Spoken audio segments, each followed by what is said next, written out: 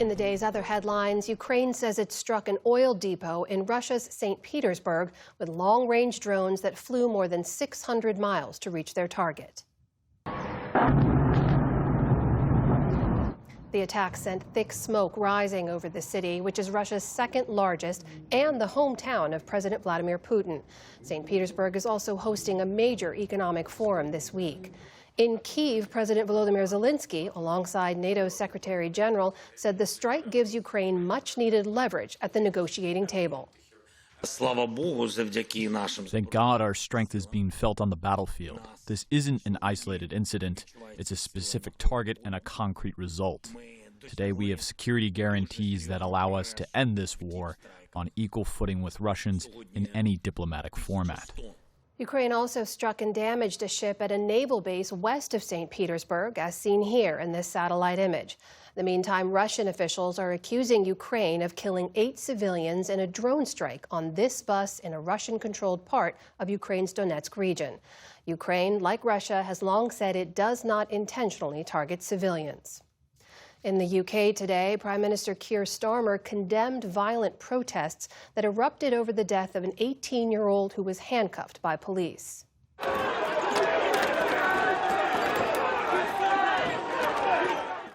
At least 11 officers were injured during clashes last night in the city of Southampton, where Henry Nowak was killed in December. The release of body cam footage from the incident has fired up Britain's far right, who claim Nowak's death is proof that police are biased against white people. Nowak's killer, Vikram Digwa, who is Sikh, had falsely claimed that he was the victim of a racist attack by Nowak. Digwa was sentenced to life in prison. Police in New Delhi say a hotel fire killed at least 21 people today, making it one of the city's worst such disasters in years. Flames could be seen rising from the 6-story building located in a densely populated residential neighborhood. Officials say dozens of people were rescued, with many taken to nearby hospitals. Firefighters were eventually able to bring the blaze under control. As of this evening, no cause has been determined and an investigation is underway. Back in this country, several members of President Trump's cabinet appeared on Capitol Hill today for another busy day of hearings. The committee will come to order. Lawmakers on the Senate Finance Committee pressed Treasury Secretary Scott Bessent about President Trump's anti-weaponization fund, which has now been shelved, and his protections from IRS audits, which remain in place. Bessent declined to weigh in on either. But he did respond when Republican Senator Tom Tillis confronted Bessent about his reported run-ins with the president's pick for Director of National Intelligence, Bill Pulte. Did you actually tell Pulte you were going to punch him in the face? No, sir. I actually said I was going to kick his ass. That was last summer, summer 25, and many teams have fights in the locker room and then go out and win for the team on the field. Pulte was seen as a controversial pick for the role, given his lack of intelligence experience and his involvement in some of President Trump's retribution efforts. Also on Capitol Hill today, Homeland Security Secretary Markwayne Mullin told a House panel that training requirements for ICE agents would return to, quote, regular standards starting next month. Those standards have been a flashpoint after the surge of forces to places like Minneapolis, where agents killed 2 American citizens earlier this year. Federal prosecutors are reportedly investigating whether former Congressman George Santos engaged in insider trading on a prediction marketplace. In February, Santos teased on social media that he would attend President Trump's State of the Union address.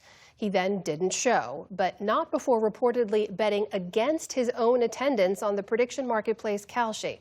The company later referred Santos to the Justice Department.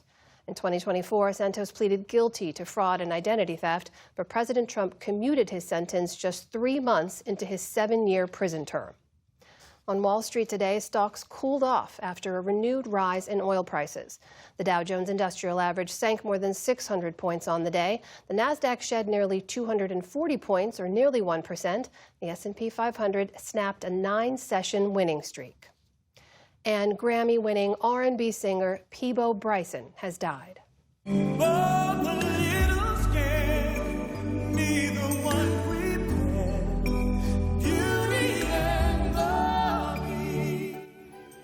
Bryson was the voice behind the Oscar-winning Disney duet Beauty and the Beast with Celine Dion. He also teamed up with Regina Bell for Aladdin's A Whole New World, the first song from an animated film to top the Billboard Hot 100. Bryson built a 5-decade career as one of R&B's premier balladeers, with songs like Feel the Fire and Can You Stop the Rain. The singer's family said he died days after a stroke, adding his, quote, legacy and music will live on for generations. Peabo Bryson was 75 years old. Still to come on the News Hour, the challenges still facing health workers as they race to contain the Ebola outbreak. The Trump administration cuts an ambitious program to monitor the oceans, plus much more. This is the PBS News Hour from the David M. Rubenstein studio at WETA in Washington, headquarters of PBS News. Support journalism you trust. Support PBS News. Donate now, or even better, start a monthly contribution today.